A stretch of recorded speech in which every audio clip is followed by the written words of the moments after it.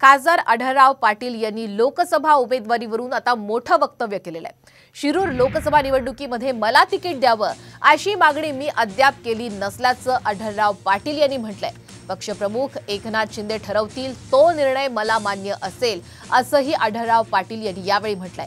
शिरूरच्या निवडणुकीसाठी मला तिकीट मिळावं यासाठी मी आग्रही नाही अशा शब्दामध्ये आढळराव पाटील यांनी गुरुवारी आपली भूमिका स्पष्ट केली आहे। दरम्यान राष्ट्रवादी काँग्रेसकडून ऑफर आल्यास त्याबाबतही पक्षप्रमुख ठरवतील तेच मान्य करू असं सुद्धा त्यांनी यावेळी स्पष्ट केलंय। त्यामुळे निवडणुकीच्या रिंगणातून एक पाऊल मागे घेतल्याची चर्चा सुद्धा आता सध्या सुरू झाली आहे। नाहीये की मलाच उमेदवारी द्या म्हणून मी म्हणालोच सुद्धा नाही, अजून जाहीर केलेलं नाहीये की मला उमेदवारी द्या म्हणून। त्यांना वाटलं की मी उमेदवार चालण्यासारखा आहे, त्यांनी तशी माझ्या मुख्यमंत्र्यांशी चर्चा केली तर तो विषय होऊ शकेल, असं काही नाही।